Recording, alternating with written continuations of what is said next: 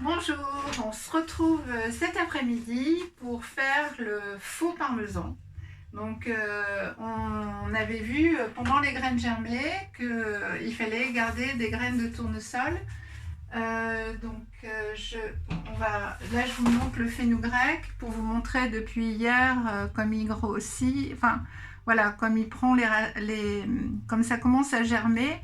Et je pense que là la chlorophylle, les petites feuilles vont commencer demain. Donc il aura fallu juste 3 jours. Les graines de sarrasin, de tournesol, pardon, je les ai fait germer, donc une nuit, et je les ai fait déshydrater. Donc comme j'ai pas de déshydrateur chez moi, je l'ai fait au four ménager, ça pose aucun problème. Donc pour faire le faux parmesan, vous allez voir, c'est très très simple. Donc il faut de la levure de bière. Donc moi j'ai pas trouvé sans gluten. Je sais que ça existe. Donc par contre je crois que c'est sur Market Veg, sur internet, malheureusement pas trop dans les magasins bio. Après j'ai pas testé la sans gluten, mais cette levure de bière c'est la seule que je trouve qui donne vraiment ce goût de parmesan et qui est très très intéressant. Voilà, c'est pour moi ce qui se rapproche le plus du vrai parmesan. Donc on prend ça et on prend du petit sel rose de l'Himalaya. Donc voilà, vous allez voir, c'est hyper simple. J'ai branché le petit robot. On va prendre 2 cuillères à soupe de graines de tournesol germées et déshydratées, ne pas oublier. On va prendre une petite cuillère de sel rose de l'Himalaya. Donc vraiment la petite cuillère à café. Et on va prendre 2 cuillères. Donc comme elle est très grosse, hein, ça, je crois que ça correspond à 2 cuillères à soupe, cette cuillère. Voilà, 2 cuillères à soupe de levure de bière. Et c'est tout. Donc vous allez voir, c'est très très simple.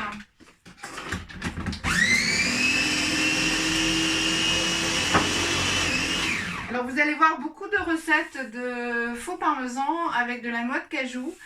Par contre c'est très délicat, alors il faut employer de la noix de cajou de préférence déshydratée et très très déshydratée, parce que sinon déjà il se conserve mal, le goût est moyen, et en fonction de la façon dont vous allez mixer, vous allez vite attraper une pâte. Enfin bon, moi le faux parmesan aux noix de cajou, je suis pas très fan. Et en même temps là ça permet aussi de pas avoir de pas manger toujours des graines.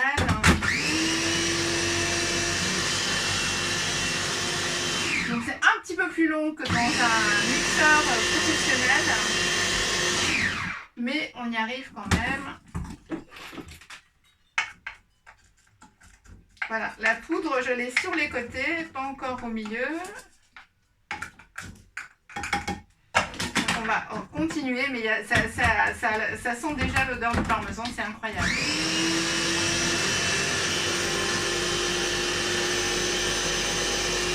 Sachant que le parmesan, pourquoi on fait du faux parmesan? Parce que le parmesan, c'est un fromage de vache, déjà. Donc, il faut essayer de plus du tout consommer de produits animaux pour les animaux. Et aussi pour notre système digestif, pour notre santé, hein, puisque tous les produits d'origine animale, malgré ce que certains rhumatologues disent, ça empêche, ça acidifie le corps et ça empêche de fixer le calcium. Donc voilà, on arrête normalement, enfin moi c'est depuis très très longtemps, tout ce qui est yaourt de vache, tout ce qui est produit de vache, les fromages de vache, voilà, moi ça j'en consomme plus du tout, du tout. Voilà, donc voilà, je le ferai encore un petit peu après, mais c'est pas la peine. Voilà, donc là, vous voyez, on a vraiment le parmesan et on a vraiment, en plus, l'odeur, c'est incroyable. Voilà, je le referai tout à l'heure pour l'avoir vraiment en poudre et le garder. Après, ça se garde au frigidaire dans un petit ramequin. Donc, je voulais aussi vous parler de la topinambour. Pourquoi la topinambour? En fait, on est un petit peu en fin de saison, mais moi, c'est quelqu'un qui a un jardin qui me les a amenés. Donc, ça veut dire qu'on peut encore la récolter. En fait, le principal actif de la topinambour, en fait, c'est un glucide qui n'est pas métabolisé par l'organisme. C'est-à-dire qu'il va se retrouver dans le côlon directement. Et d'ailleurs, ces glucides s'appellent l'inuline.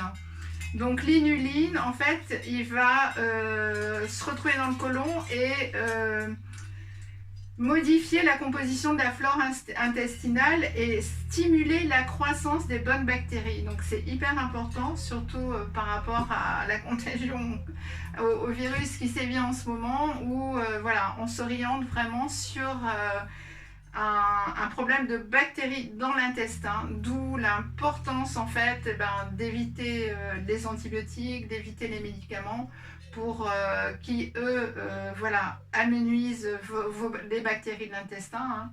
Il faut savoir que toutes les bactéries qui sont tuées à chaque fois que vous prenez des médicaments, elles ne se refont pas.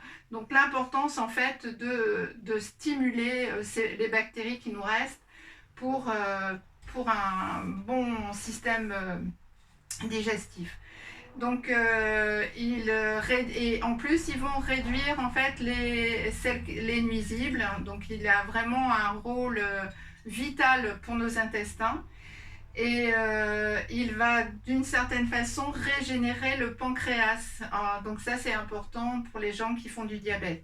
Et en plus de ça, la topinambour contient du fer, du phosphore, du potassium, les vitamines du groupe B qui aident à la production de l'énergie et à la transmission du système nerveux.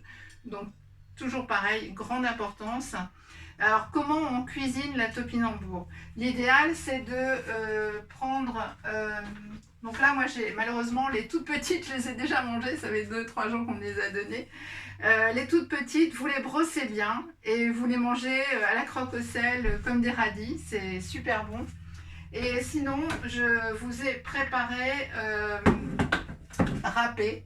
Donc on les râpe avec la peau. Donc là, j'ai râpé déjà quelques carottes. Je vous donnerai la recette. En fait, c'est un mélange carottes et topinambour. La topinambour a un petit goût d'artichaut qui est plutôt agréable. Et voilà. Par contre, elle est blanche, donc elle va s'oxyder rapidement, devenir un petit peu marron. Bon, en plus, on garde la peau.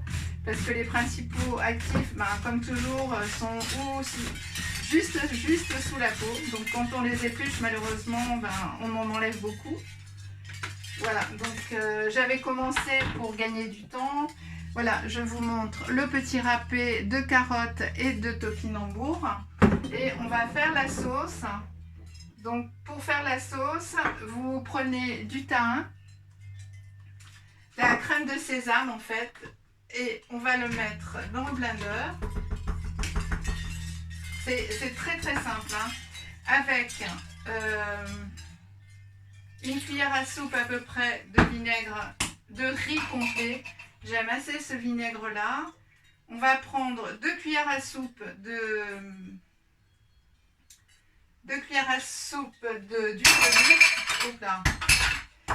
d'olive et on va prendre le citron. Je vais le chercher, je l'ai oublié. Alors, le citron.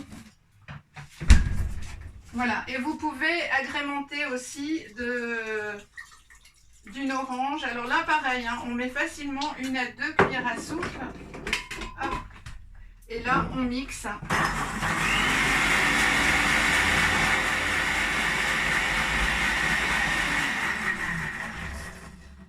Et vous allez très très vite le mettre dans votre assaisonnement, dans votre salade. Mettre l'assaisonnement dans la salade pour éviter que ça s'oxyde encore plus. Et là, vous avez voilà, une sorte de une petite rémoulade en fait de topinambour, de carottes avec une sauce, donc avec cette crème de sésame et ce citron. Vous allez voir, c'est vraiment délicieux. Voilà, donc j'espère que cette vidéo vous aura plu. Je vous dis à demain pour un potage cru au poivron jaune. Voilà, avec des petits poivrons jaunes, on va faire un petit consommé glacé cette fois-ci, puisqu'il commence à faire bien chaud. Et vous verrez, ça peut même se servir, comme c'est très crémeux, ça peut même se servir à l'apéritif dans des petites verrines. Voilà, donc je vous souhaite une magnifique fin de journée.